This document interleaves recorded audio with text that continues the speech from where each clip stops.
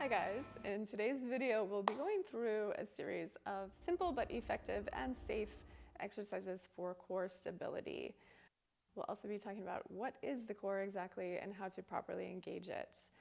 Core stability is something that's important for all of us, but especially if you're someone who suffers from low back pain, many times the cause or a contributing cause of low back pain can be weakness or instability in the core.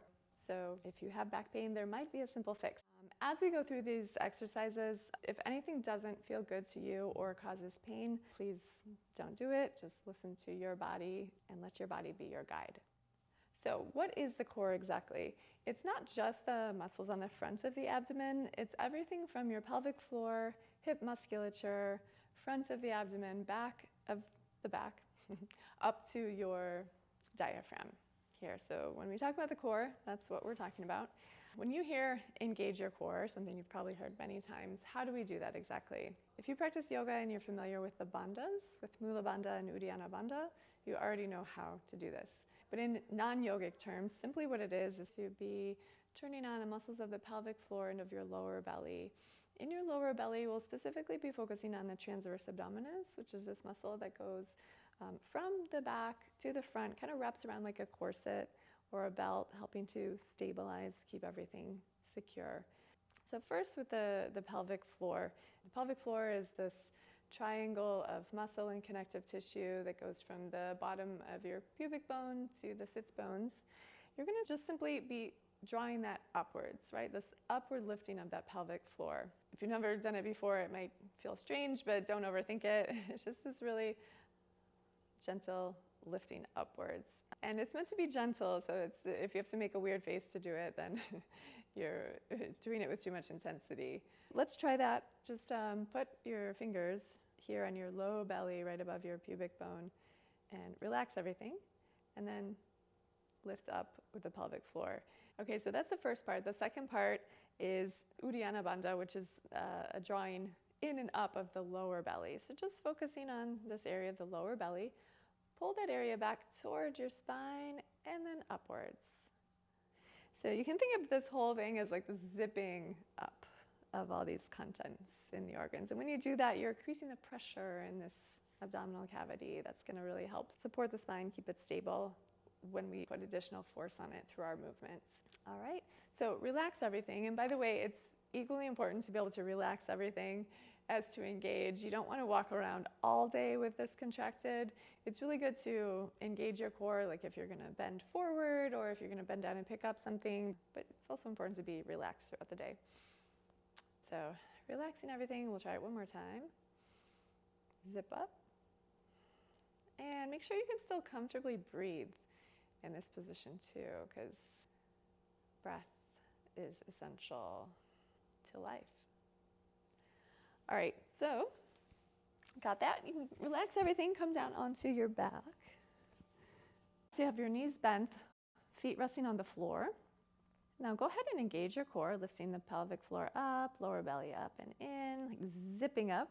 And then go ahead and lift your feet to 90 degrees. First exercise here is called the transverse abdominis march, or TVA march. This is very gentle. We slowly lower right toes to tap the ground. Inhale, and then bring them back to 90 degrees. Exhale, lower the left toes and bring them back to 90 degrees. So we're going to do 10 repetitions of this. And if you like, you're welcome to bring your hands to your lower belly as you do this, so you can really stay connected to what is happening. And with that core activation, you should feel that you've got this nice, solid, stable foundation to move from. So that it is the TVA muscle here that is doing the work, because in our bodies there's many ways to do one movement, and sometimes we need to teach the right muscle to move. Otherwise, others will compensate for Exhale as you lower. Inhale as you raise. Round number 8. And this is an exercise you want to go through slowly with control. There's absolutely no need to rush. Actually, the slower that you go, the harder it is. And we've got one more.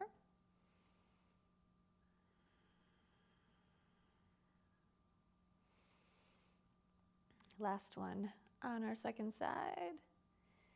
And then up to 90 degrees. You can give your knees a hug. And then bring them back to 90 degrees. All right, let's switch it up. This is going to be a variation of the dead bug. So you can lift your hands into the air. I find it really fun to feel like a dead bug. And from here, first step is we're going to extend the left leg and the right arm overhead. And then bring them back. Same thing on the other side, keeping your right arm steady. And then back.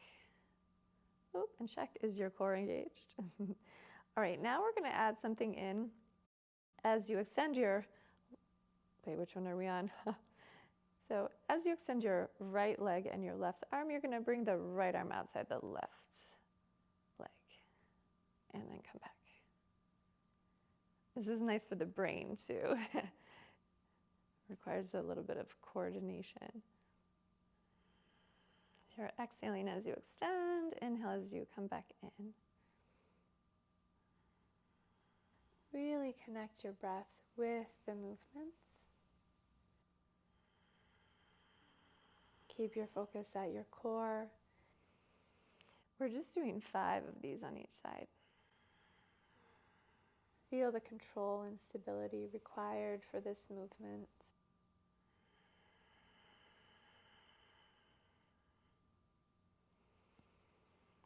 Just 2 more rounds to go.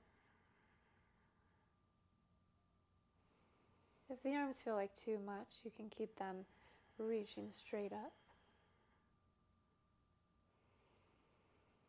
And our last round, 1 more on each side.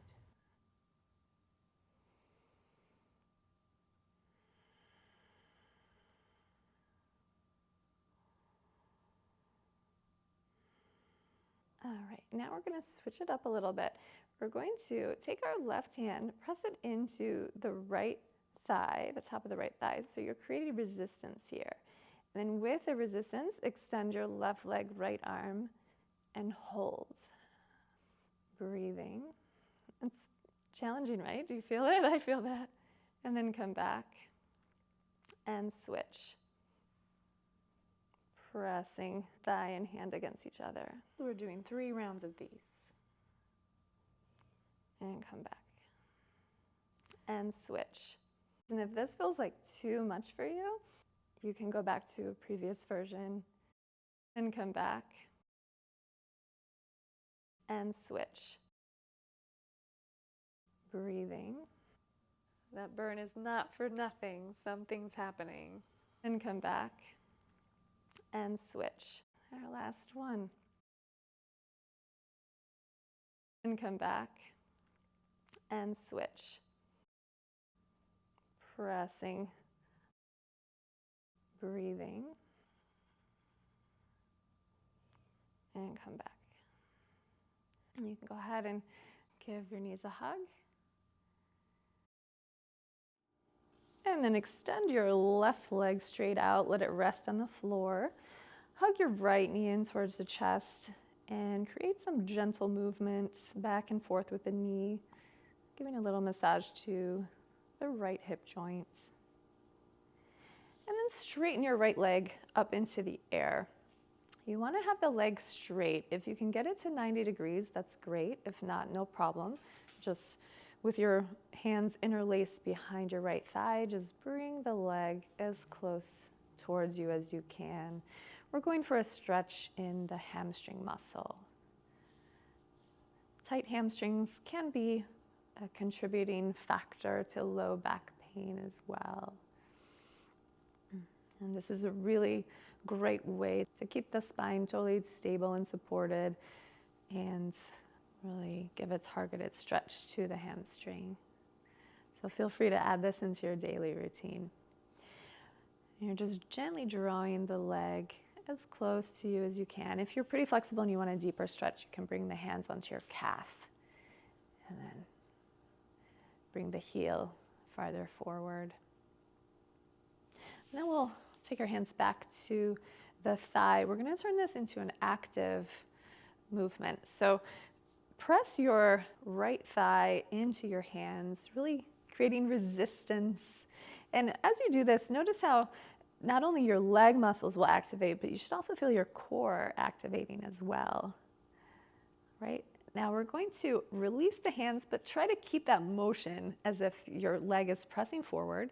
Take your arms up overhead, stretched out, and the hands are hovering an inch or two above the ground. And then, with core activated, zipping up and in, go ahead and lift your left heel an inch or two off the ground. And you're still pressing forward with that right thigh. And here we're going to use the breath as well. So as you exhale, exhale fully, fully, fully. Feel your belly hollowing out. Exhaling until all the air is gone.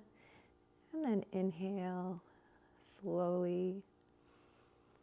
Exhale once again. This starts out easy and gets harder the longer we stay, right? Are you feeling it? Inhale. Exhale completely.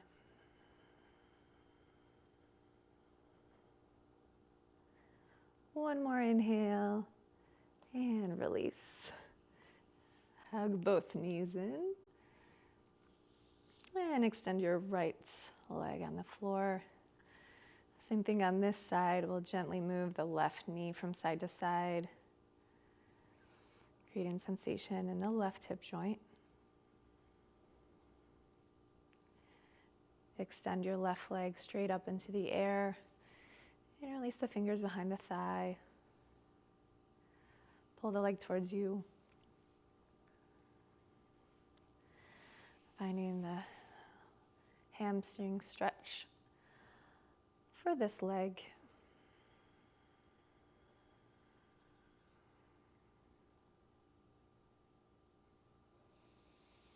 Bring your hands back behind the thigh if they weren't there already, and press the thigh into your hands.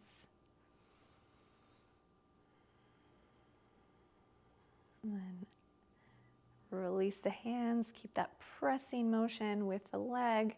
Reach the arms overhead. They're a couple inches off the floor. And core activated. Lift your right heel an inch or two off the ground. Inhale and exhale fully, hollow out the belly.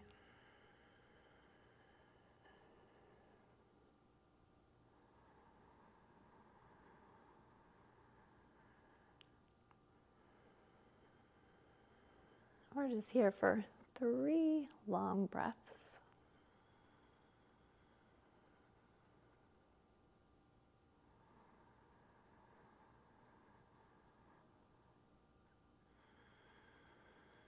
And if eventually later you want to make this harder, you could always lift the head as well.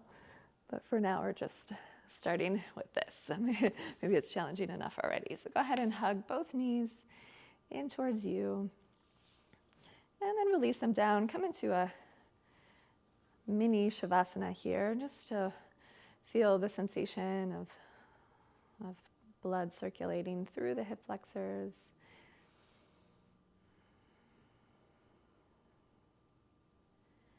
And then bring yourself onto your belly. So we've been working the front of the core. Now we're going to work the back of the core. Pose. That should feel really nice on the front of the abdomen after that core work we just did.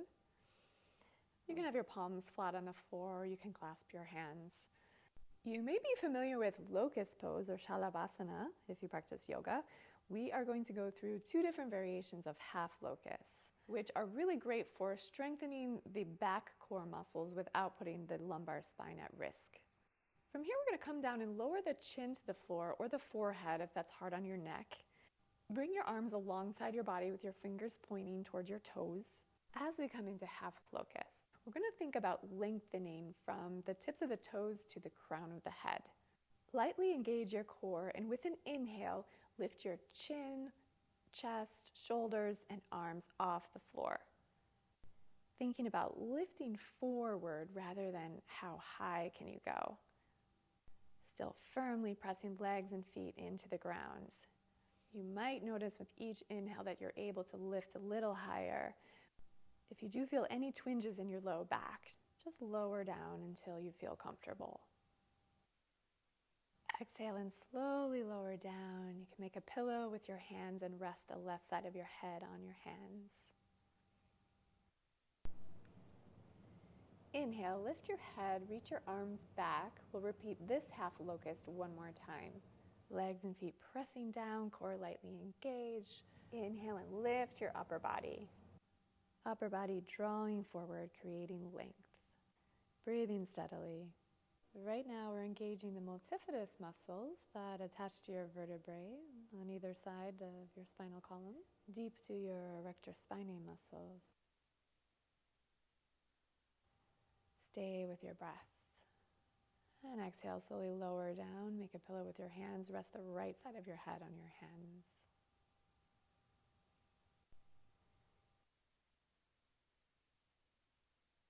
Inhale, lift your head, and now we'll come into the second version of half locust. Bring your arms alongside your body, chin or forehead resting on the mat. Press your hip bones and the left leg and left top of the foot into the ground. This time the upper body will stay on the mat, and with an inhale, lift your right leg up into the air. Again, think about creating length from the head to the toes. And exhale, lower. Inhale, lift the left leg. You're lifting just as high as is comfortable for you. Exhale, lower. Synchronize your breath and movement. Inhale to lift and pause. Exhale, lower.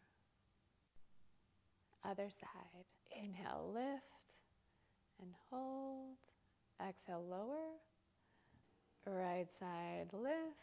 And this time we're holding for 4, 3, 2, 1. Exhale, lower.